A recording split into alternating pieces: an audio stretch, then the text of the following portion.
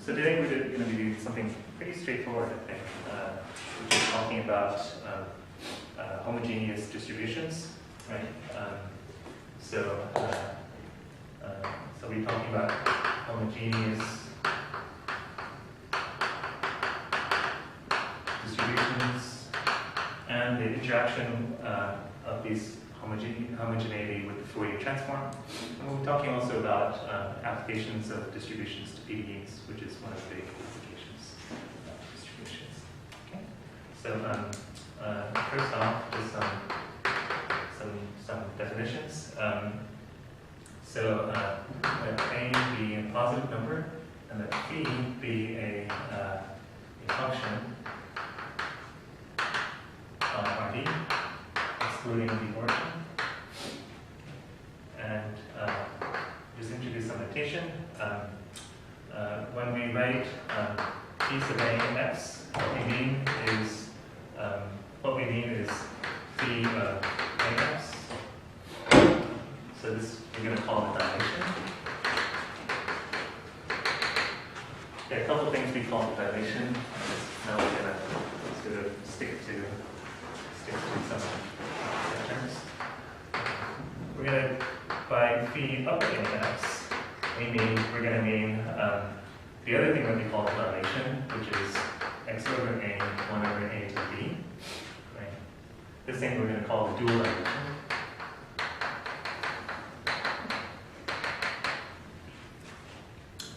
And of course, you notice that there's this relation, sort of the obvious relation, that the dual dilation is, of course, a to the minus d times the dilation with respect to 1 over a, obviously.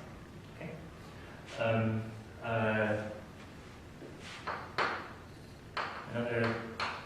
Another relation that will be useful is the following. If we integrate against the dilation, well then, that's the same thing as integrating the dual dilation of the first guy against the second guy, right? By the change of variables formula.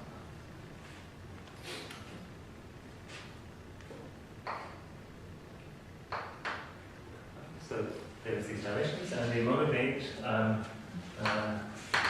Those observations motivate the definition for a distribution. So in fact, we have F a distribution, and we define F lower a of phi.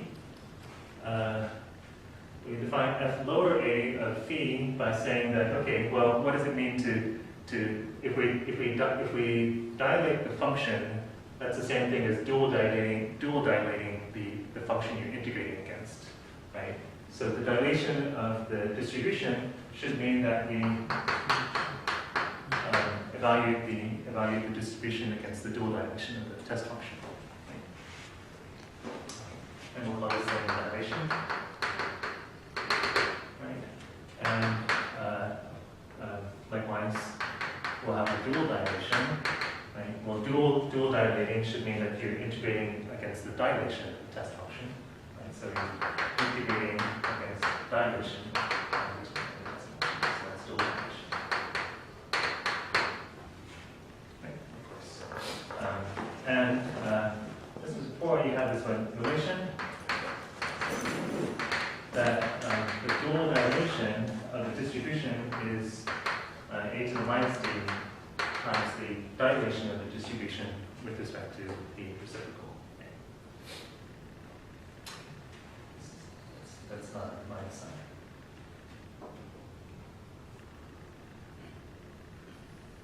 Okay.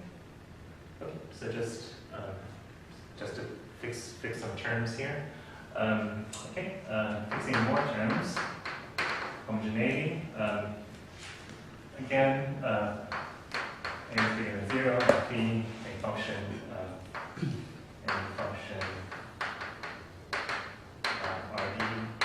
/ 0. Okay. 1.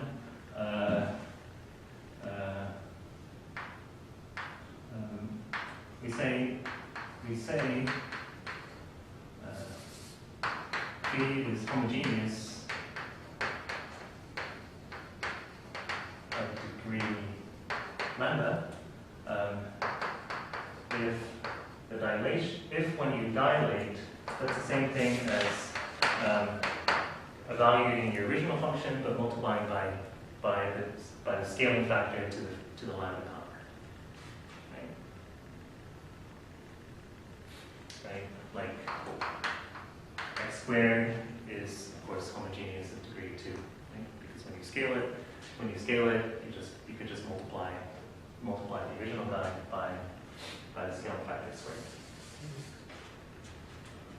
Right? So this is to say that phi of a of x is the same thing as a to the lambda phi of x. Right? And similarly, we say a distribution is homogeneous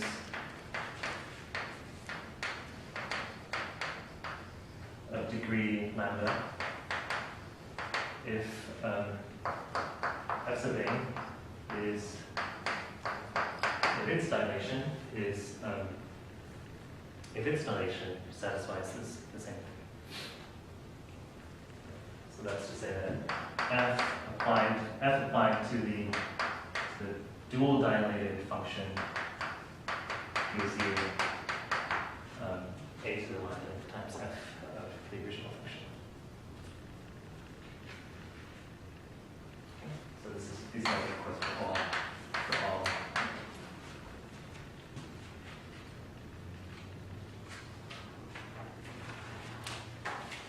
Okay, so it's just simple, right? Maybe I don't even need to tell you guys these terms. It's straightforward. Okay, so just a simple example. If we look at the principal value distribution, right? This is homogeneous of degree -1 because when you apply it, right, what happens when you dilate it and you apply that thing to, what happens when you dilate it? When you dilate it and you apply that thing to a test function, well, what happens? Well, by definition, you get this thing applied to the dual dilated guy, right? And then we saw earlier that this is the same thing as the limit as epsilon goes to 0 of the integral outside the epsilon neighborhood of 0 of phi super a, that's this over a to the d, x. Okay, so this we saw earlier, and you apply this is equal to this integral. Okay. And then doing a change of variable on this guy, right? Doing a change of variable on this guy, just taking y to be x over a, gives us x bigger than epsilon over a, dx over x.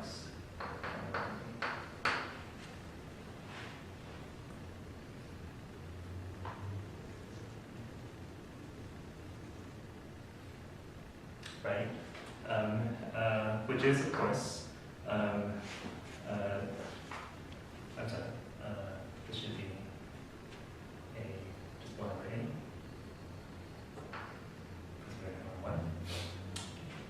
1. So we get 1 over a times the principal value distribution applied to phi.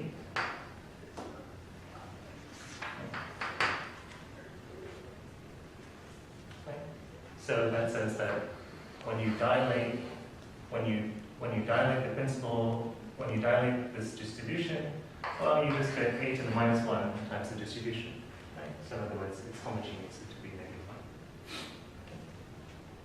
Okay. So that's a simple example.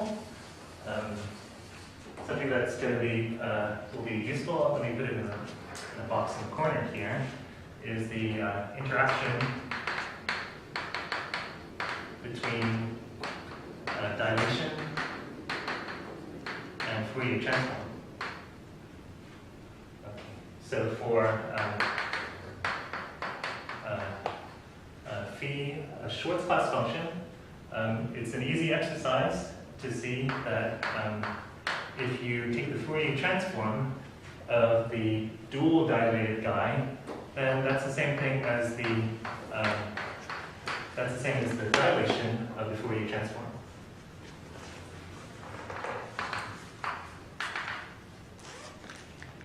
If you'd like to think about this from the other end, this is the same thing as saying that if you take the Fourier transform of the dilated guy, then that is the dual dilated Fourier transform. These two are the same statement.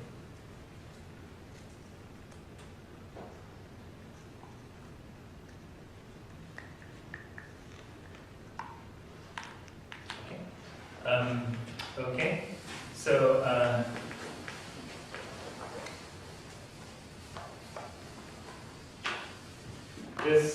this fact about the Fourier transform on the Schwartz class gives you a fact about the Fourier transform on the space of tempered distributions. So if F is a tempered distribution, if F is homogeneous of degree lambda, then the Fourier transform is homogeneous of degree negative d minus lambda.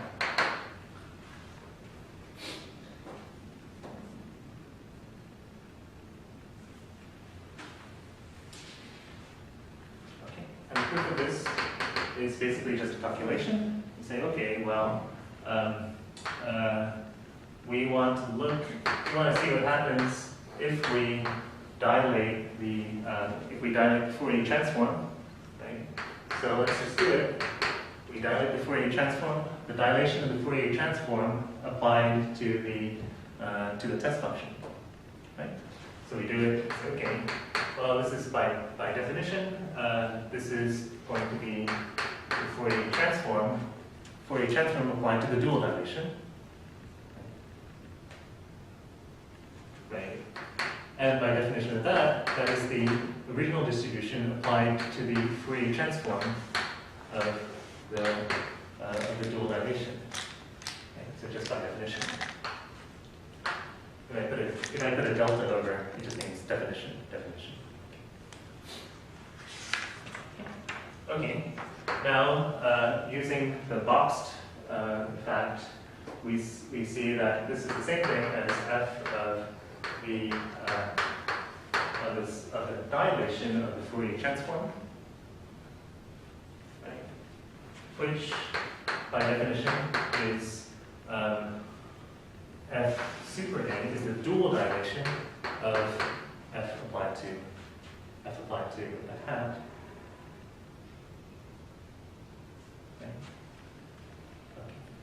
Now, we know we have this relation between the dual dilation and the original dilation, right?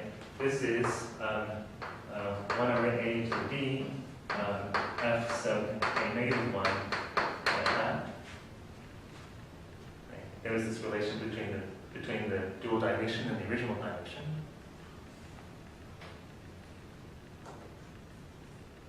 Okay, but then now we use the homogeneity, right?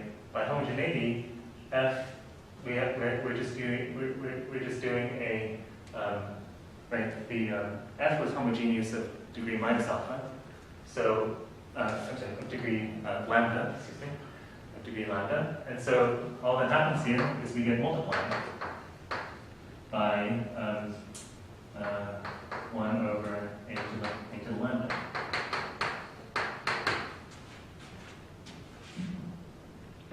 homogeneity. Right? When you dilate, you just get multiplied by some power of the scaling factor. Right? Okay. So what we get is a to the minus d minus lambda times f of the Fourier transform, but that's f hat of phi. Right? So we see that, so what happens is that when you dilate the Fourier transform, you just get, by this factor, you just get the factor, you get this factor. In other words, the Fourier transform of the homogeneous distribution is also homogeneous.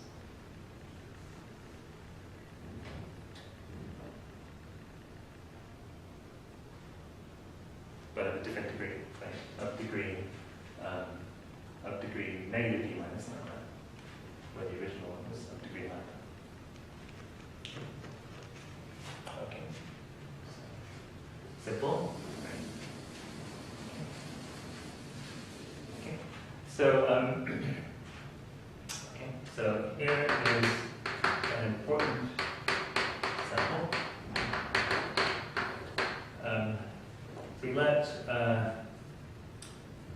so notice function x to the lambda is homogeneous of degree lambda.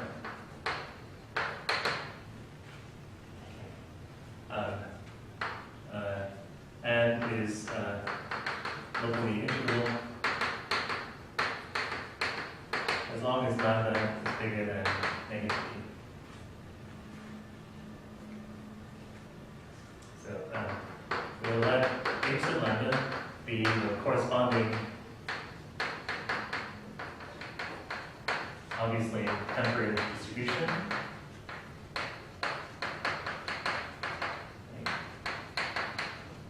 It clearly has polynomial growth, so it's will correspond to a temperate distribution.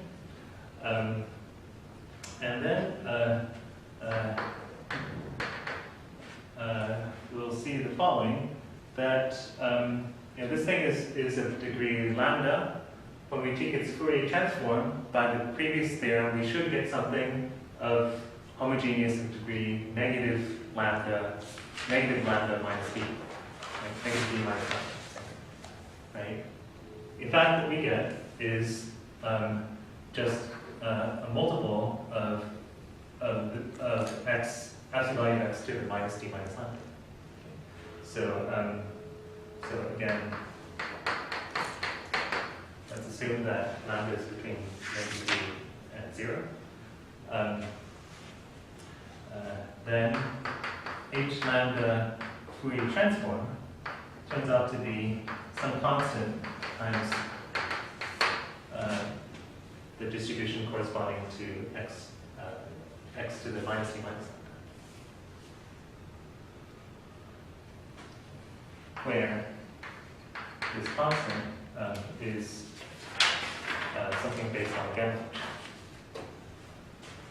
So it turns out to be gamma of d plus lambda over 2 over gamma negative lambda over 2 pi negative d over 2.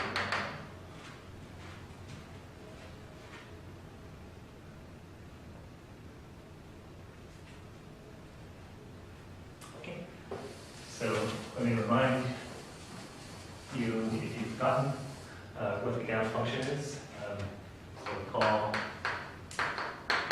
gamma of t is the integral from 0 to infinity of e to the minus x t to the x to the t minus 1, x to the t minus 1 dx.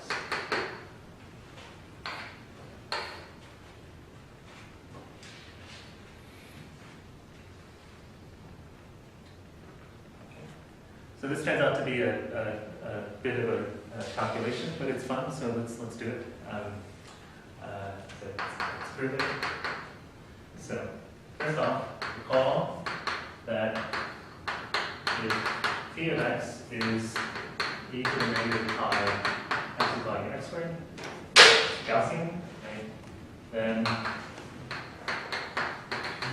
Fourier transform of phi is just phi, C, sorry, Fourier transform of C is just C itself. Right? Gaussian is unaffected by the Fourier transform. Okay. So, okay.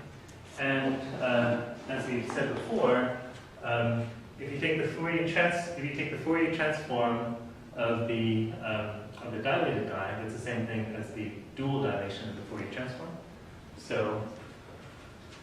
So by fact 2, we get that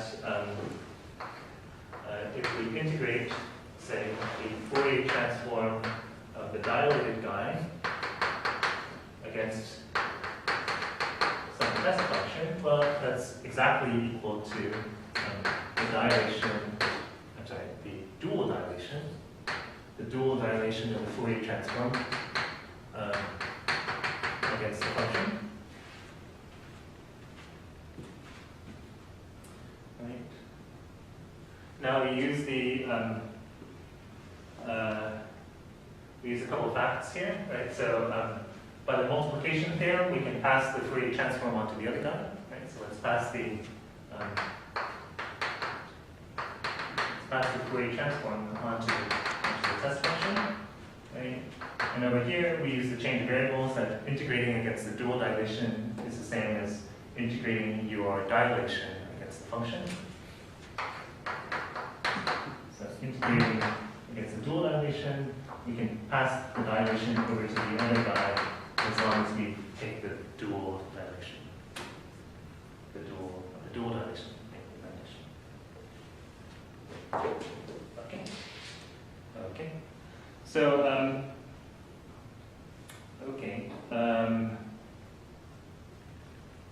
if we let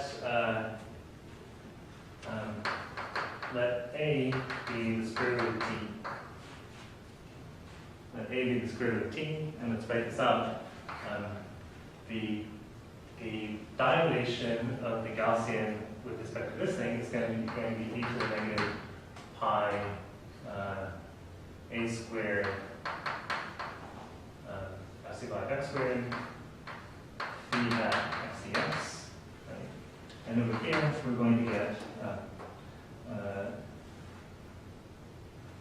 phi hat x, but phi hat x is just, I'm sorry, psi hat x, but psi hat x is just psi. And so we get e to the negative pi x squared. And then the standard dilation.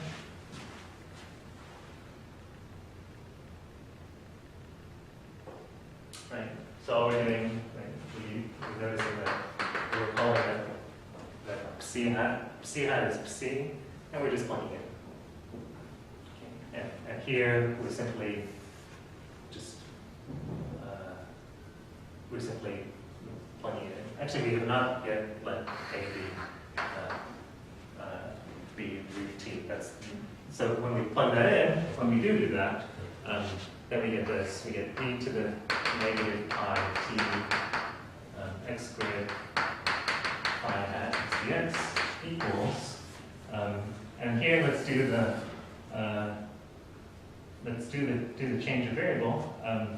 So we get t to the negative d over 2 integral e to the negative pi absolute value of x squared over t dx dx.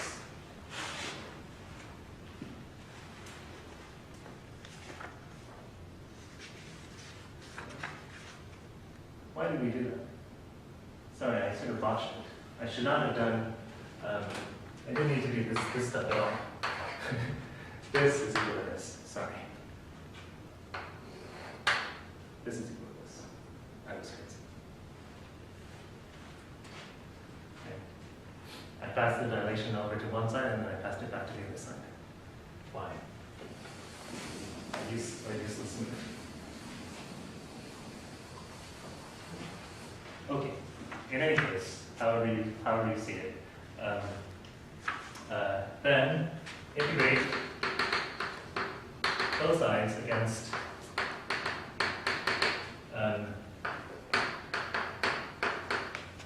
t to the negative lambda over 2 minus 1 dt between line between 0 and infinity, and reverse and change the order of integration.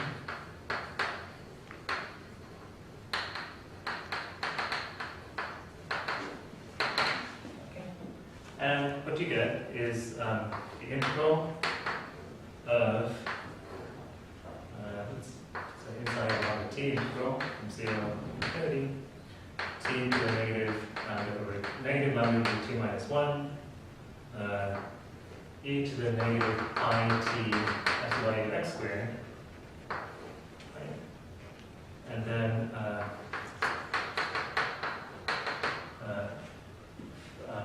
phi hat x dx.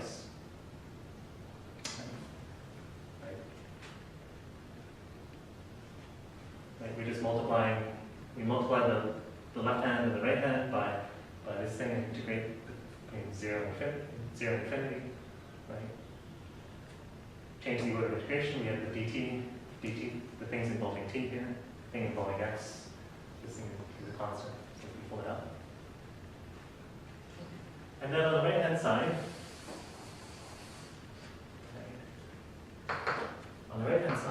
we're going to get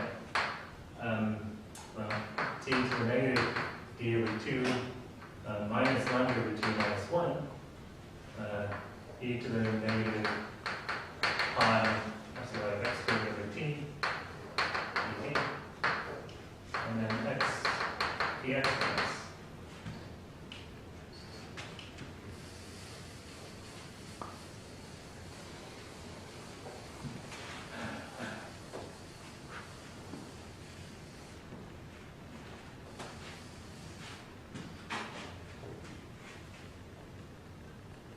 Okay, right.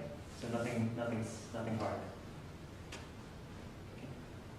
Okay. So now from the original formula for the gamma function, one can obtain the following identity.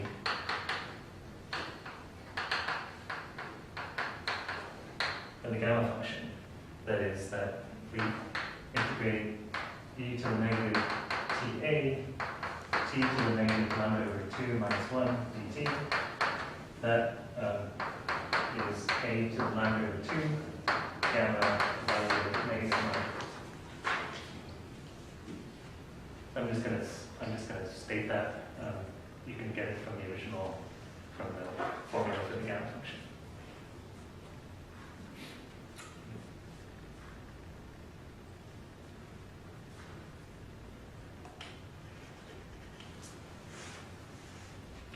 So you see what's going to happen, right? We're going to use it, right? Using it on the left-hand side, right? With a being pi epsilon of x squared, we get that the left-hand side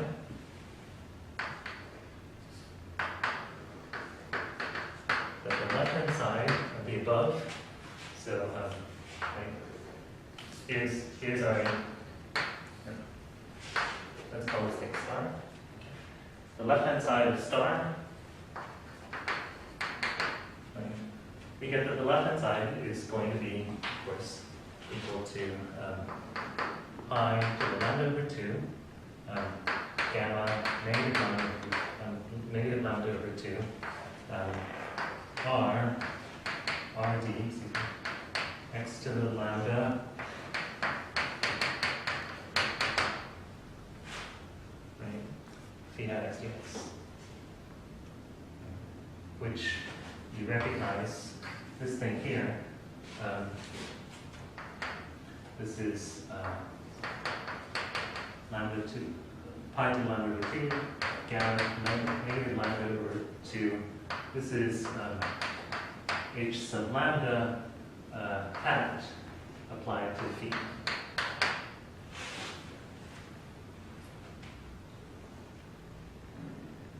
Right. Remember, h sub lambda means that you integrate against absolute value of x to the lambda. Right. So we're we're going to integrate against phi hat. Integrating that against phi hat is this. Okay, so that's the left-hand side. And now we're going to do something similar with the right-hand side and recognize that thing to be h of negative lambda minus d applied to phi and multiplied by some constant. Okay, and you know what constant is going to be.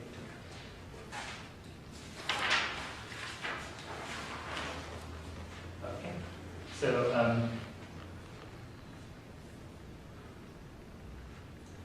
okay, so right now we have the right-hand side here. The right-hand side is rd e to the negative e to the 2 minus lambda over 2 minus 1 e to the minus pi x squared over t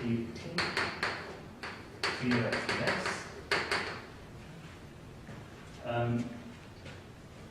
Okay, so if we take this thing, whoops, there should be an integral, you can see another infinity here.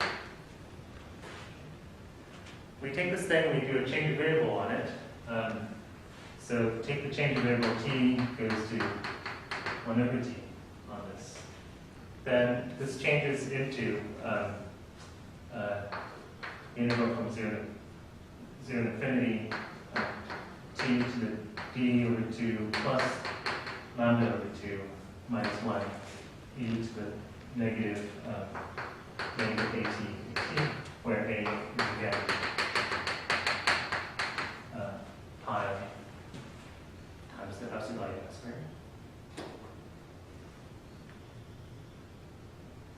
Okay. But now it's in the form where we can use that identity again, right? So we use the identity again, and we get that this is a to the negative d over 2 minus lambda over 2 and gamma, the value of d over 2 minus lambda over 2.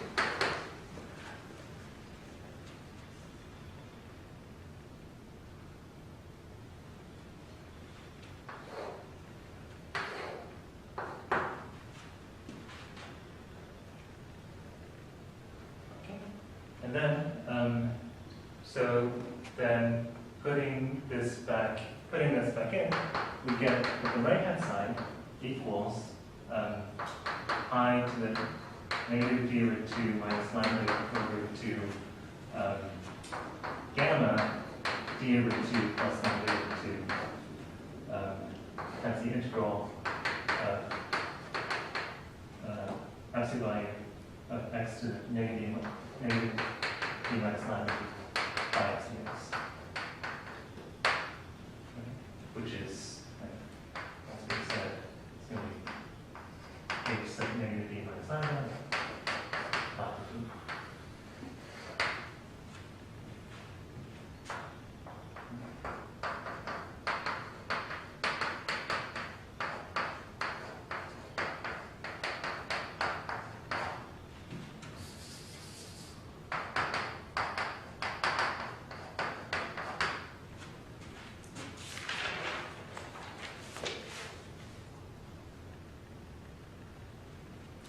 Remember what A is, right? A is pi epsilon value of x squared. That gives us the absolute value of x to the negative d minus lambda. So, putting left and right hand side together, we see that the Fourier transform of h sub lambda is h sub negative lambda minus d and multiplied by some constants. And that's what we're looking for.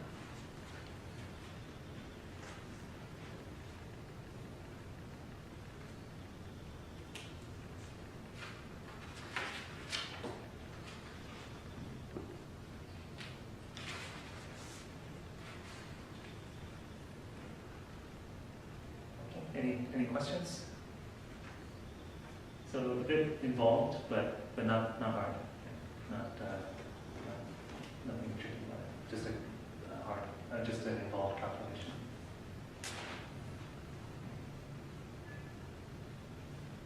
That's good. demonstrate that the gamma function turns out.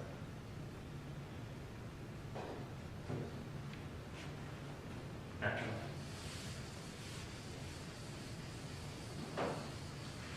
Okay, and so this is going to be useful when we talk about our first example of using distributions to solve PDEs. But before we get there, there'll be a slight detour. So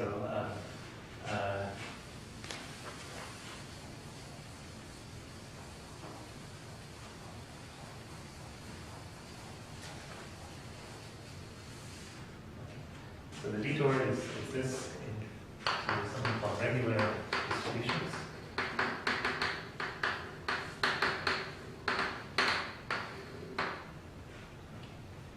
So we'll do this, and then we'll switch back to the main line of the story.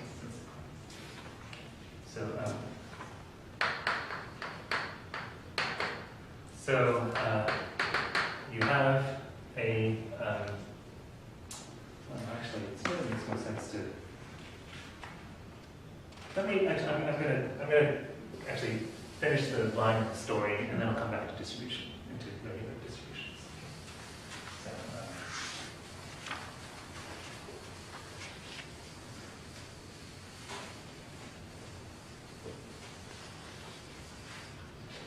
let me just leave.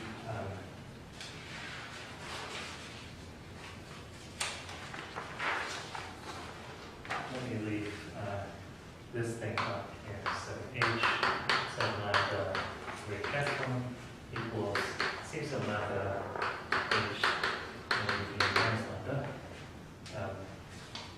Oops. That should be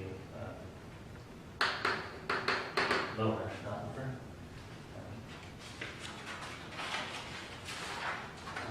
Where c lambda is d over 2 plus lambda over 2 over negative lambda over 2.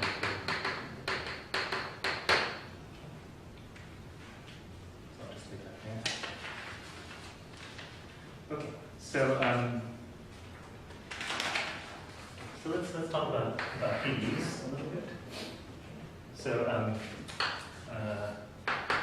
distributions and PDEs. Okay. So let L be a partial differential operator.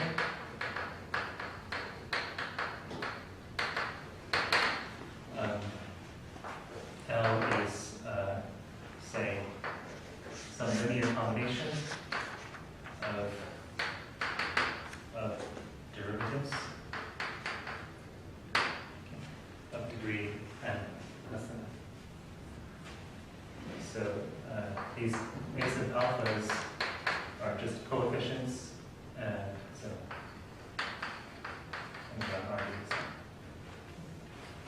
you have this partial differential operator, and here is the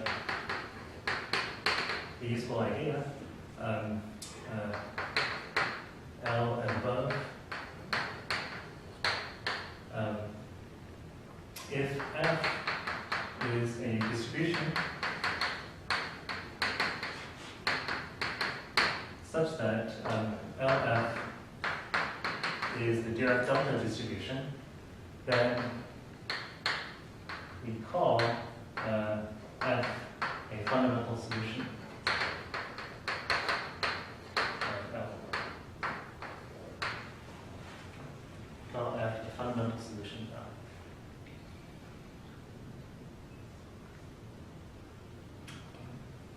So, what's the use of this? Why is this useful?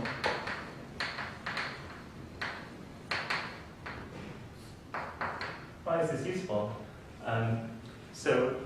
One thing we mentioned earlier is that the distribution of a convolution of a distribution, the derivative of a convolution of a distribution against a function, you can pass the derivative to either of these guys, right? That you can pass it to, this is the same thing as this, and it's the same thing as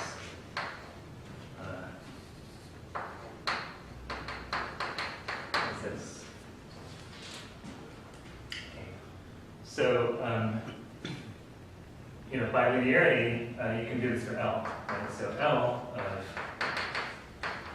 this is LF, well, this is F of so by linearity. So, okay, so if LF equals delta, right? If LF equals delta, then that tells you that L of F convolved with F is going to be delta convolved with F. That's just F. Right? The delta is the identity or convolution in the convolution algebra. Right? Okay. So what does that tell you? Given the problem LU equals F, right? Somebody gives you a problem that says, I'd like you to find the U such that LU equals F, right? Just take, one can take U to be if you have a fundamental solution, then, well, you just take your data and convolve it against a fundamental solution, and that will give you the answer to that will give you the solution to your problem. Right? Given if F is the fundamental solution, then you can just take your data, convolved against your take the fundamental solution and convolve it against the data, and that will satisfy this. Okay. So that is, if you have the fundamental solution, then you basically have the solution for all problems LU equals F, right? You just, whenever you change your F, well, you just convolve against you can find the answer by convolving against the fundamental solution. Okay. So that's why this is called a fundamental solution. So the game is then to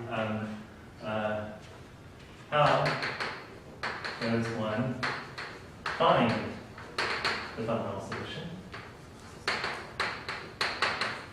How does one find the fundamental solution? Okay. There's sort of an idea.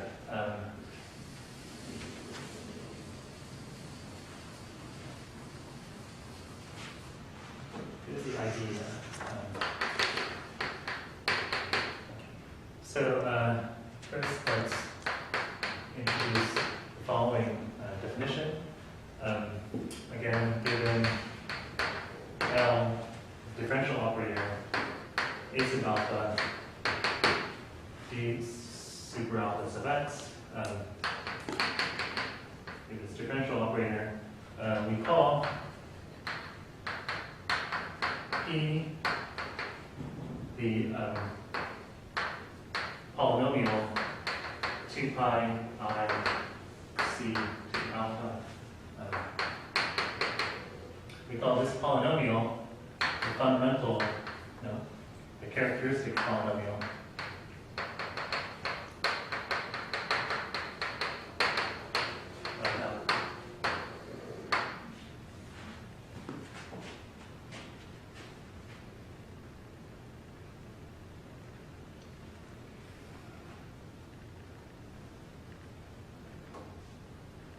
What's the point of the characteristic polynomial? Well, it's that when you take the Fourier transform of this applied to some function, well, you're going to get the polynomial. By your rules of how the Fourier transform and differentiation interact, you get this polynomial popping up, right? So by the interaction of Fourier transform differentiation, we know that if f is a Schwarzschild function, then if you take L, apply it to f, and hit that thing with the Fourier transform, right? What are you going to get? Well, you're going to get p times the Fourier transform of f.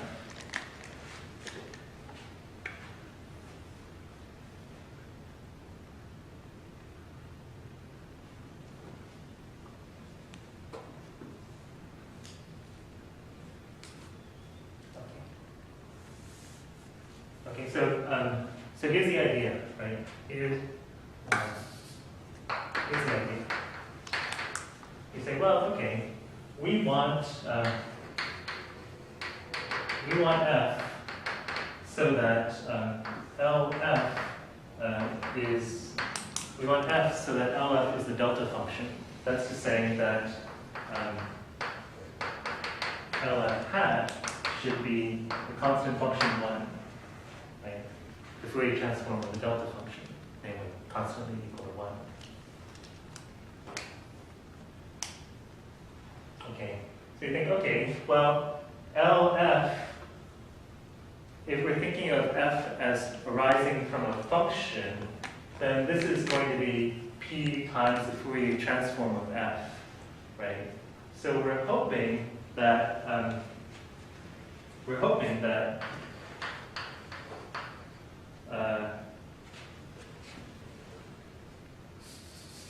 we want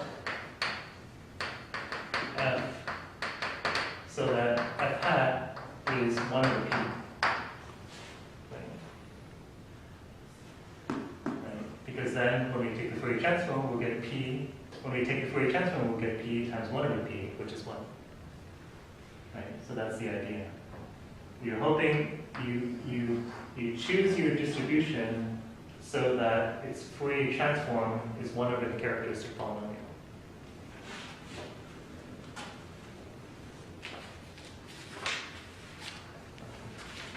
So that is, we choose f to be the inverse Fourier transform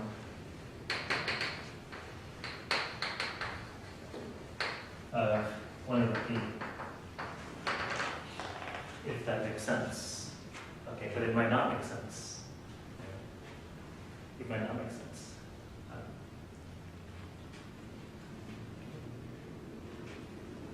So just the warning is that it might not work. It might not work. But the calculation that we just did will give us one case where it does work very nicely. So here's an example of using this calculation. We'll have an example of a case where it actually does work. So one case where in which this idea actually does work.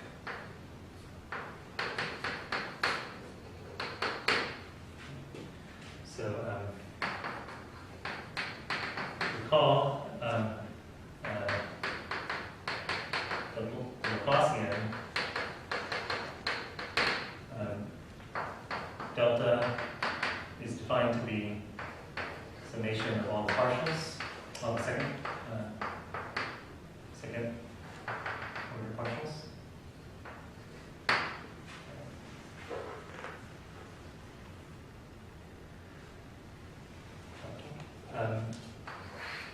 Then the characteristic polynomial turns out to be -4 pi squared after value c squared.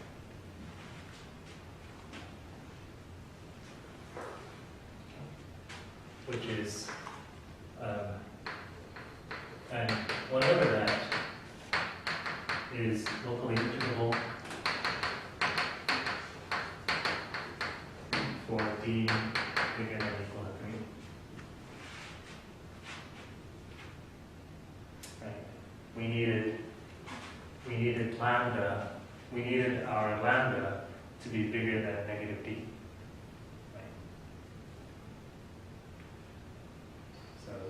D is bigger than or equal to 3, we're good. Okay. And so that calculation that we did before gives us the following, that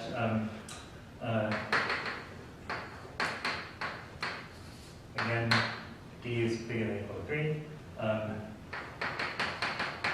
F of x being C sub D, x to the negative D plus 2, is a fundamental solution for the operator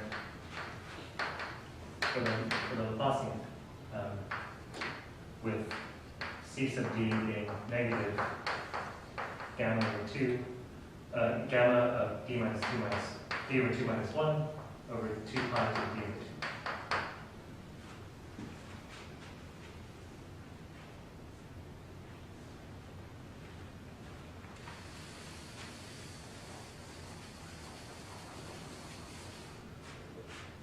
And this follows immediately.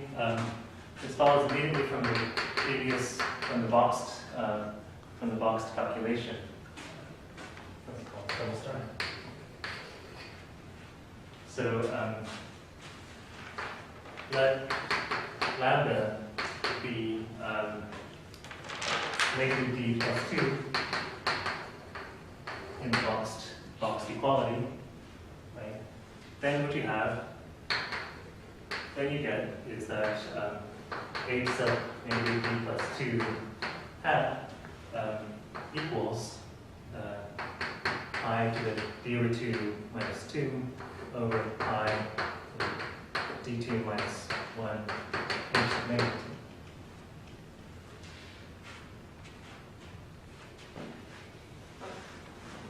2. Okay, so this is just plugging into the previous complicated calculation. You divide both sides by this, right? Divide both sides by this, and divide both sides by the circle number, and multiply by negative 1 over 4 pi squared.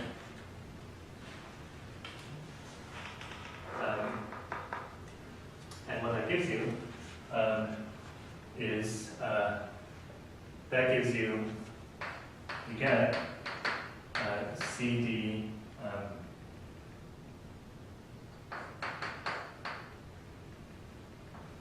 negative this thing hat.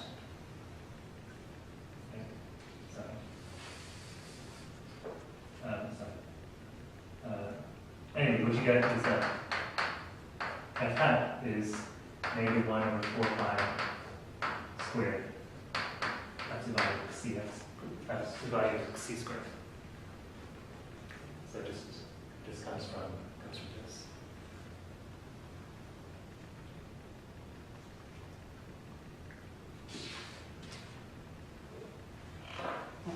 Right.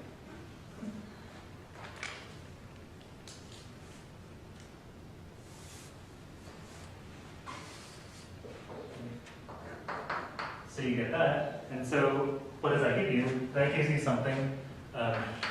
So then, right, if you take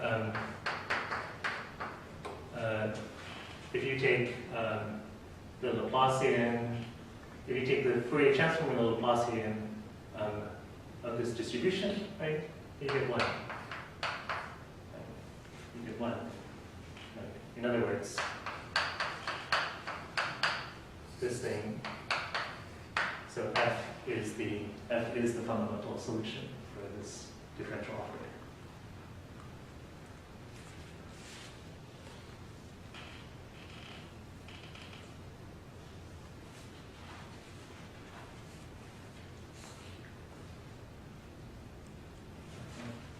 Going back to this here, D greater than or equal to 3. Yeah. But why is that so again? Why do we need that? Why does it have to be greater than or equal to? That's because this thing here this thing is locally integrable, right, for lambda bigger than negative d. Okay, and we're dealing with, so we want our lambda is, right, this guy is,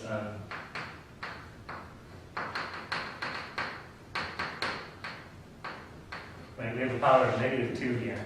We want the -2 to be bigger than negative d, right? So if d is bigger than 3, then the -2 is bigger than it. Right?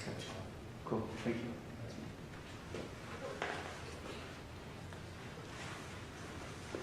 Okay. So we'll do more of that next time, but now let me go backwards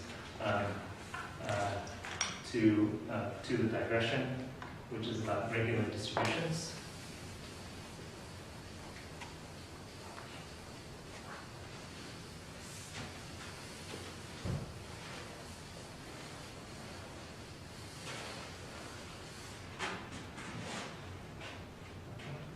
So regular distributions. Okay. So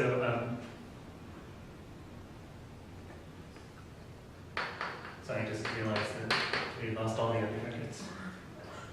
That's not a song. I know Sherry is on vacation. I mean, not on vacation. She's visiting graduate schools, so that's good. That's understandable. What about everybody else? Okay. So let K be a distribution.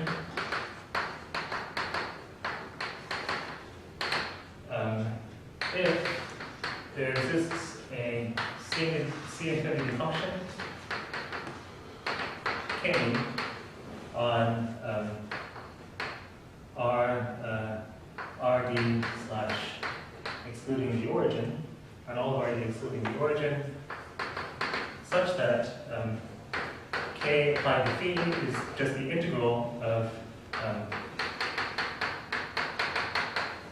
K against K. Right? So if this distribution arises as a C infinity function, then we say K is a regular distribution.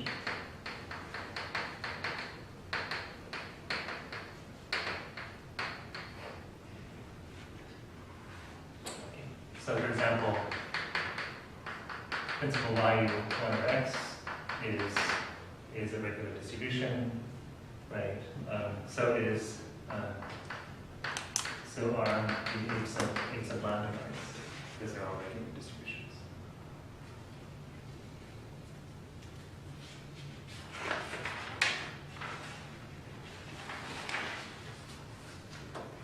Okay.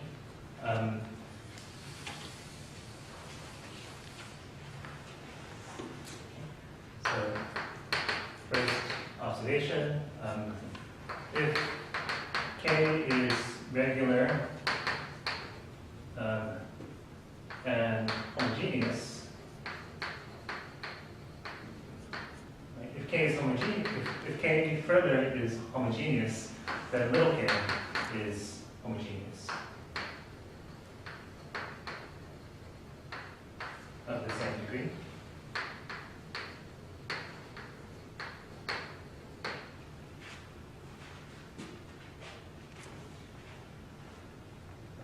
And the argument is pretty straightforward. You say, well, look, let these be supported away from the origin.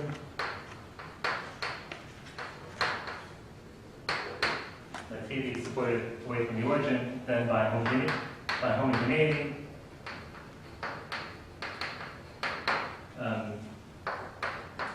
case of A phi is A super K phi, which is, I'm sorry, A to the lambda K phi, which is A to the lambda little k against phi.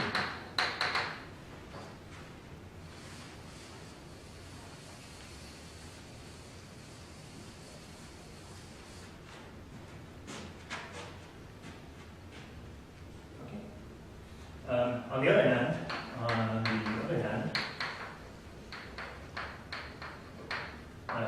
K sub A phi is, by definition, K super A, is K applied to the dual dilation of phi, right? Which is the integral of kx 1 over a to the b, b x over a dx. Right. But we can pass the dual dilation over to the other guy. Right? So that's going to be integral k sub a x dx dx.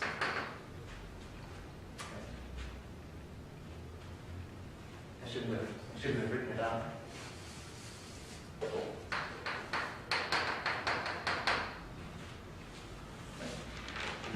Little k against the dual dilation, but that's the dilation of k against the original function. Okay. So what does that tell you? Putting those two together, that tells you that for all phi, right, for all phi in V supported away from the origin, a to the lambda kx minus k, the dilation of a, dx dx equals 0. Right? So that implies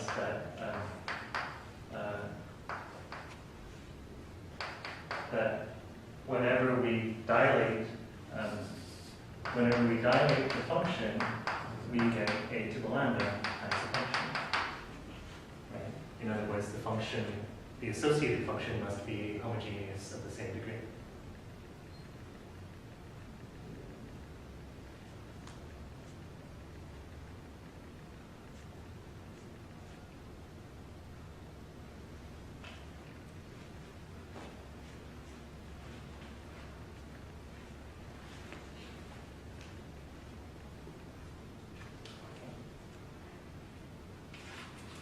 So just a simple fact about, if the distribution is homogeneous, then the related function is homogeneous. It's what you might expect.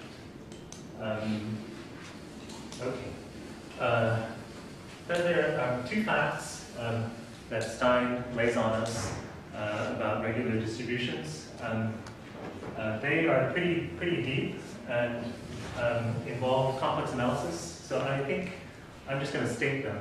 Don't worry about complex analysis is not a prerequisite for this course, so I don't want to actually talk about meromorphic functions, analytic continuation, and stuff. Unless people want me to, in which case I'm happy. Do people want to hear about that? Maybe. Anyway, let me just state these things, and if there's popular support, then we will actually talk about it. But I don't think we actually need to be familiar with the proofs of these facts. That's the thing.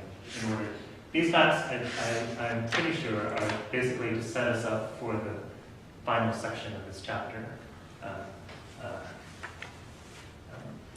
So if K is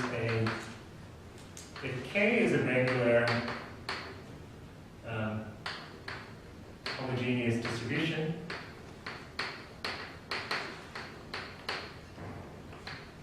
of degree lambda, then K hat is a regular homogeneous distribution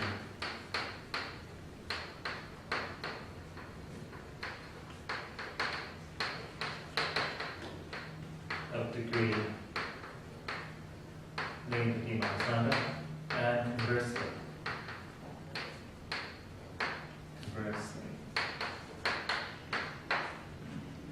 So we already knew that if you're a homogeneous distribution, then your Fourier transform is a homogeneous distribution. This is basically, the important part of this is saying that if you're a regular and a homogeneous distribution, then your Fourier transform is also regular. So this is the main part. Okay.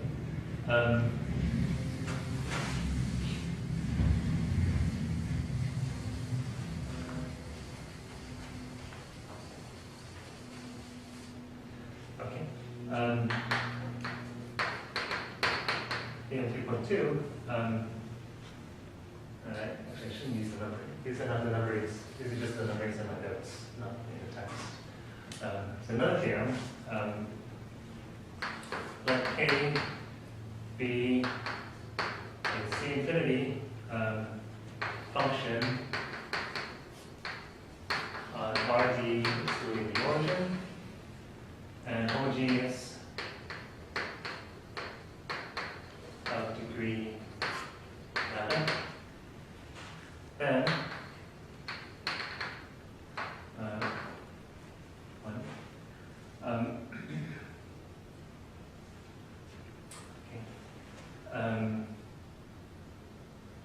if lambda is not in the form,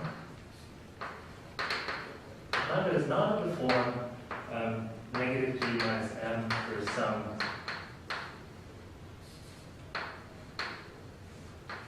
m non-negative integer,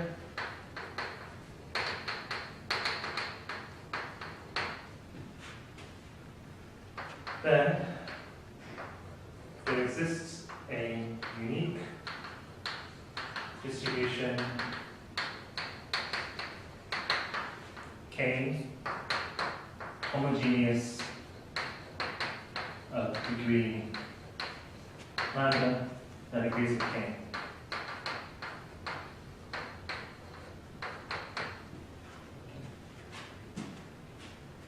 So when do you have a distribution? If you have a homogeneous function, do you have a distribution that corresponds to it? And part of the answer is that as long as lambda is not negative d minus lambda, negative d minus m, then you do. The second part of the answer is a little bit more interesting. If it does happen that lambda equals negative d minus m for m a non-negative integer, then there exists such a K if and only if the integral of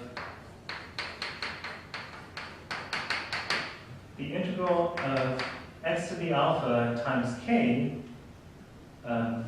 over the unit ball is 0 for all alpha of size m. Further, any such distribution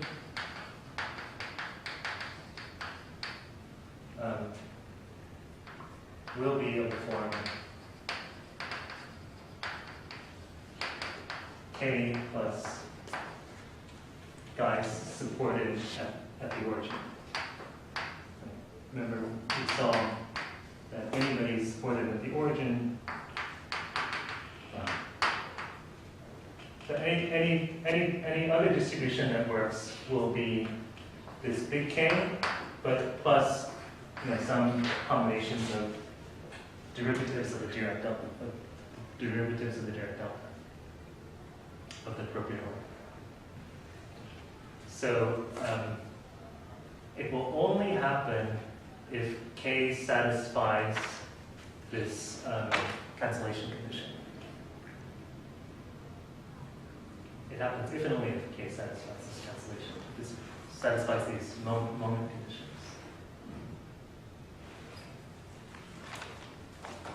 So I'm just going to leave it at that. I'm not going to